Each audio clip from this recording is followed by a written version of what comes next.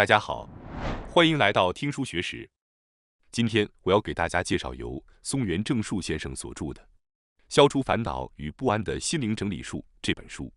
人类是一种会为当前问题或未来可能发生的问题而感到不安并陷入苦恼的生物。无论是自身或家人的健康状况、经济问题、工作和邻里关系等等，都会让我们感到烦恼，这是非常正常的。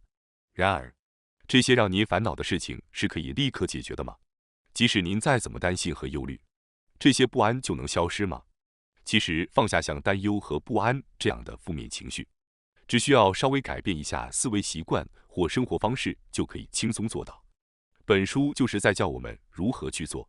今天视频的内容包括以下3个部分：第一，思维误区占90%，为什么人会感到不安？第二，用唯一技巧整理心情，消除不安。第三，从运动员身上学到的3种心灵锻炼方法。本书详细介绍了如何与烦恼相处、消除不安、整理心情的诸多智慧。作者不仅是东京大学的教授，同时也是临济宗寺庙的住持。他的观点融入了独特的禅宗智慧，能够有效帮助大家摆脱烦恼和不安。要放下担忧，方法有很多，没有唯一的答案。在书中提到的这些方法中，我希望您能找到最能让您心服口服、适合您性格的，并且能够融入到日常生活中的技巧。首先是第一部分，思维误区占90%，为什么人会感到不安？每个人或多或少都会有自己的烦恼和不安。现在，请您试着把您的所有烦恼列出来。怎么样？这根本做不到吧？所谓的烦恼只是您内心制造的虚构产物，并没有实际的存在。仔细想想，我们总是被这些不存在的烦恼占用了很多时间。换个角度来说，当我们被烦恼占据心灵时，我们对当下的关注就完全消失了。一旦遇到烦心事，我们就会觉得那是最重要的事情，把日常生活抛之脑后，四处奔波。但实际上，集中精力于现在这一刻才是生活中最重要的事情。随着年龄的增长，我们会更倾向于负面的看待事物，比如认为自己就是这种性格，或者因为过去的失败而对未来感到悲观。虽然个人的过往经历对塑造自我很重要，但如果总是被过去束缚，就会很难活在当下。比如，有人可能会认为我很优柔寡断，所以和新邻居相处不好，或者我没有耐心，可能和下一个工作单位也合不来。像这样以过去为基准来判断一切，只会让自己陷入烦恼的恶性循环中。尽管过去可能有过类似的失败，但这并不意味着现在或未来还会继续失败。虽然我们无法抛弃记忆，但如果执着于过去，只会让烦恼的种子越长越多。不仅是烦恼，像愤怒、恐惧、不安、焦虑、憎恨和嫉妒这些情感，在佛教中都被视为苦。情感本身并不是苦难，但执着于这些情感才是真正的苦难。当我们被这些情感折磨时，就会陷入一种类似出神的状态。在日本提到出神这个词，可能会让人联想到极限状态或通过药物达到的精神恍惚状态。然而广义上来说，只要是平时不同的精神状态都可以成为出神。比如，当我们因别人一句话而心情起伏，或因悲伤而心门紧闭，这些都是出神的状态。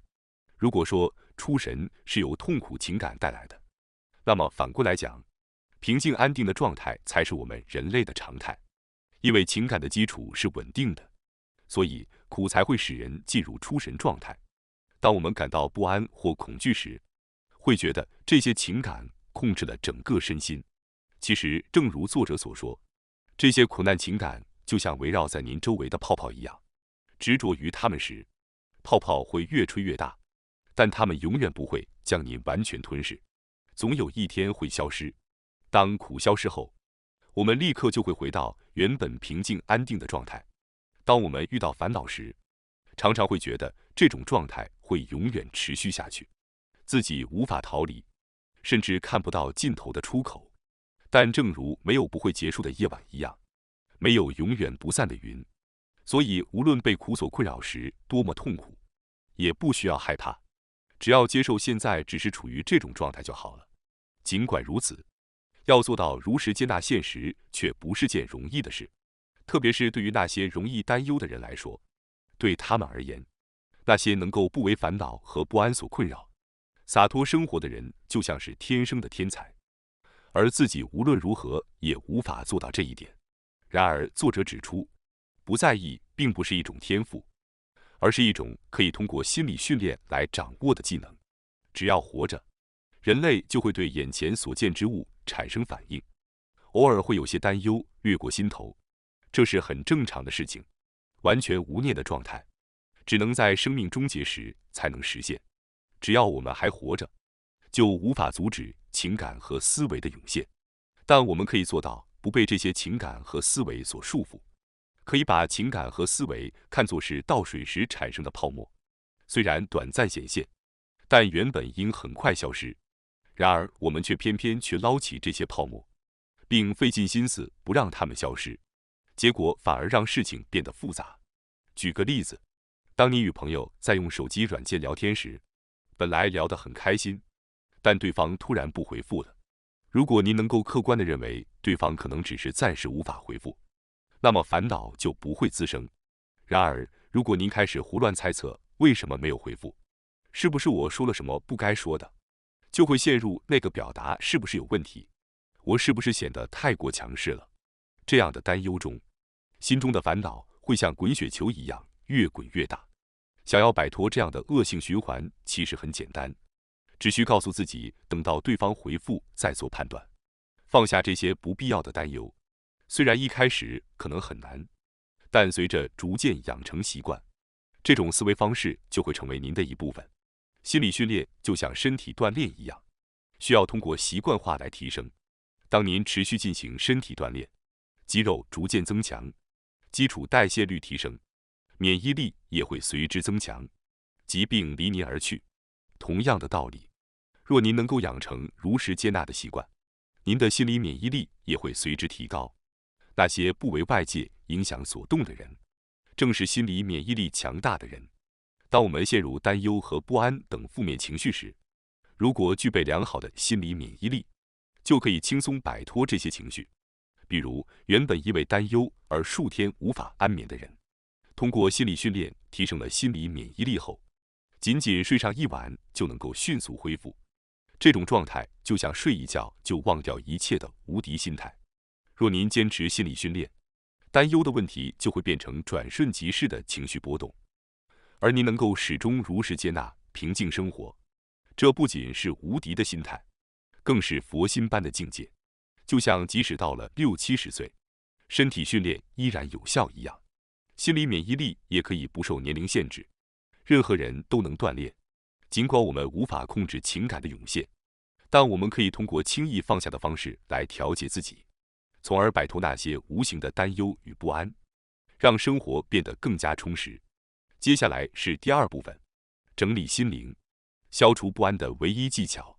在第一部分中，我们了解了担忧和不安没有实体，并且这些负面情绪可以通过心理训练轻松放下。在第二部分，我将总结一些具体的心理整理方法，以帮助消除忧虑和不安。当我们被突如其来的担忧、不安、焦虑、悲伤、嫉妒、愤怒等负面情绪左右或即将吞噬时，请回想以下这个关于杯子的故事。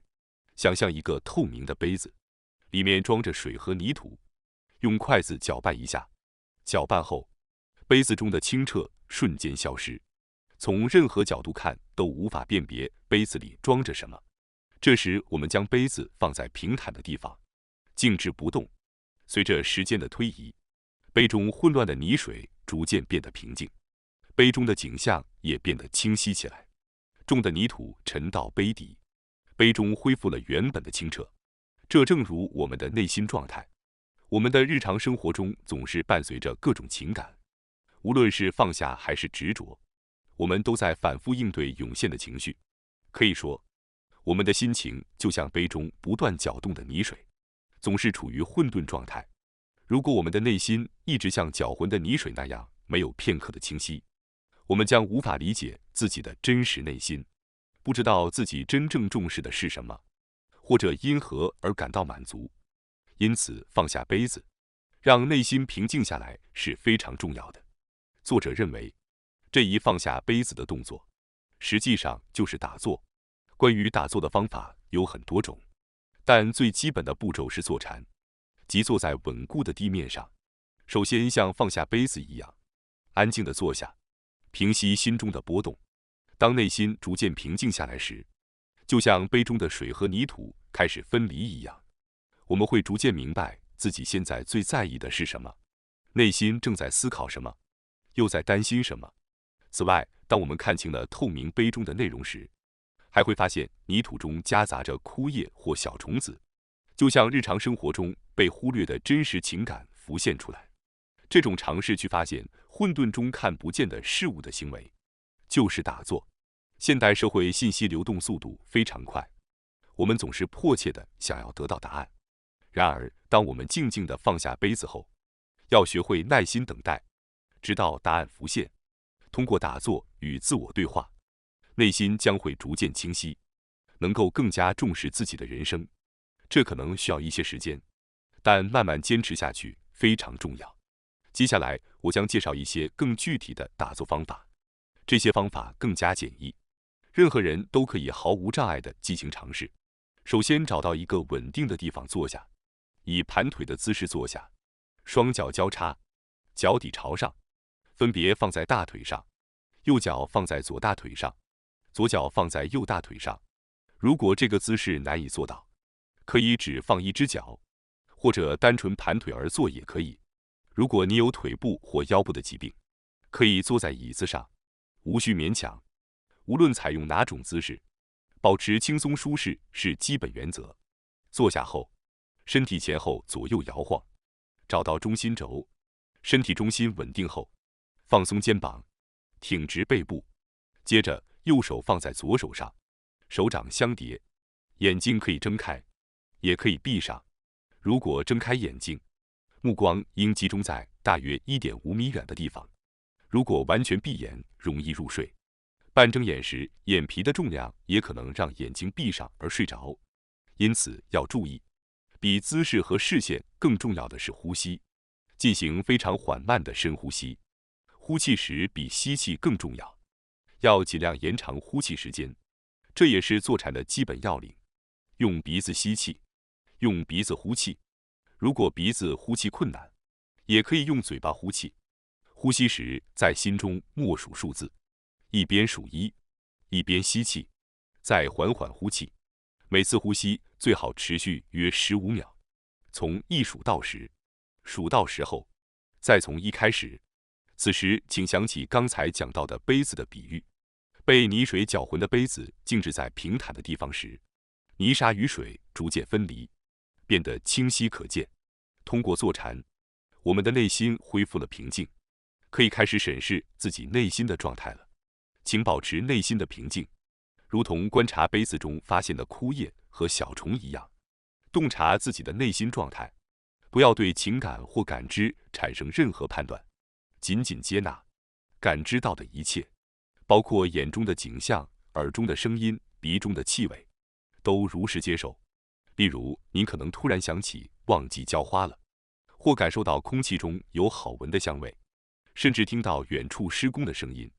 这时不要做任何思考，也不要纠结这是什么香味或为什么工地如此吵闹。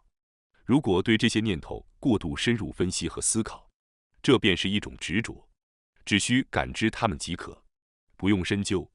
通过这样的练习，将意识完全集中于当下的瞬间，你会意识到我现在在这里，我现在在活着，从而更容易放下不必要的担忧和不安。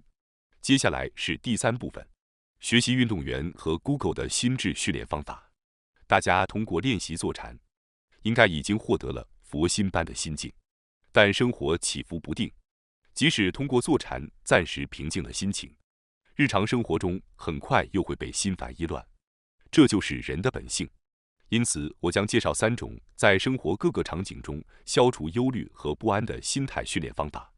心态训练方法1：想象训练。美国职业篮球联赛的超级明星科比布莱恩特以日常冥想而闻名。近来，越来越多的运动员都在进行冥想训练。冥想的种类很多，而最受运动员欢迎的是想象训练。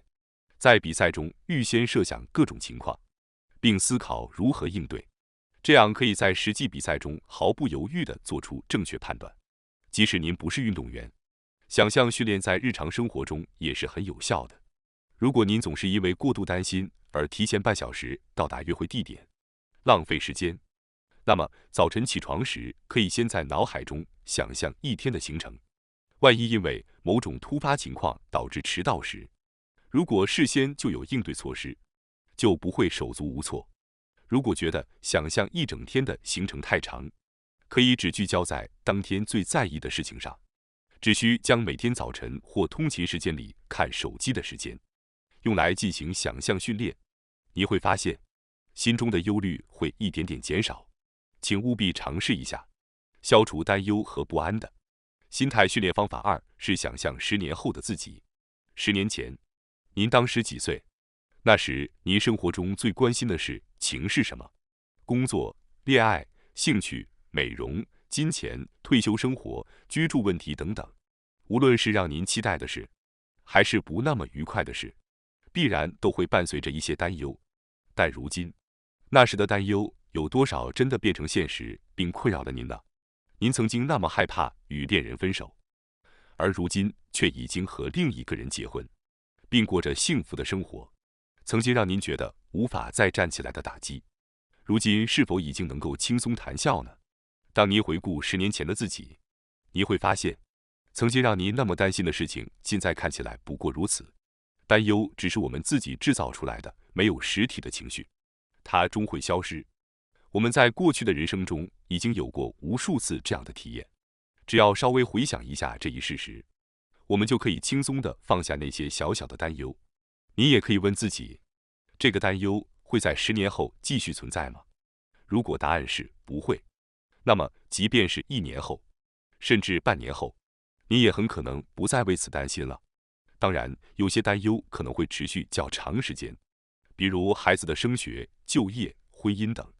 对于这些长期的担忧，可以问问自己，我现在能做些什么呢？如果有可以采取的行动，那就去做。如果暂时无能为力，那担忧也无济于事。消除担忧和不安的心态训练方法3：正念。近年来，正念这个词在日本也频繁被提及。它起源于美国，是一种去除宗教色彩的冥想法。为什么正念如此流行？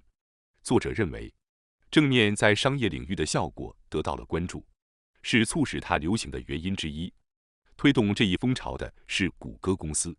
谷歌的工程师查理·孟为提升员工的专注力、减轻压力和改善团队合作，将佛教冥想的要素融入到开发的项目中。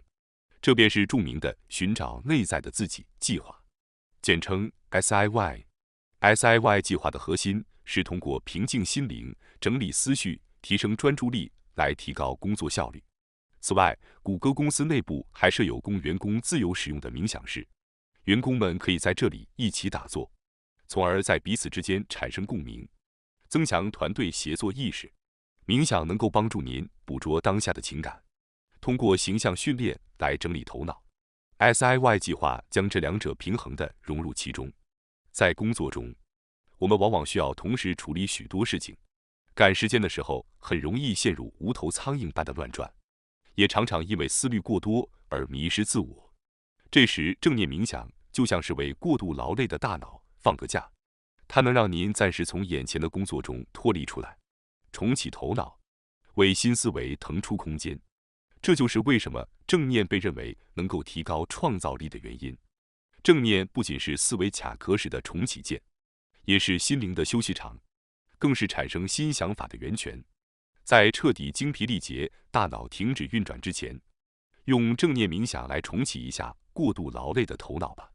最后，我想通知大家一下，我们还有一个新频道——学识 Plus。该频道将每天提供更为精简的视频内容，并增加有关论文等相关有益知识的解说。如果您感兴趣的话，请通过概要栏中的链接进行查看并订阅。感谢大家收看今天的节目。如果你喜欢我们分享的内容，记得点赞、订阅并开启小铃铛通知，第一时间获取我们的更新。在下次的节目中，我们将继续为大家分享更多有益的书籍。再次感谢大家的支持，我们下期再见。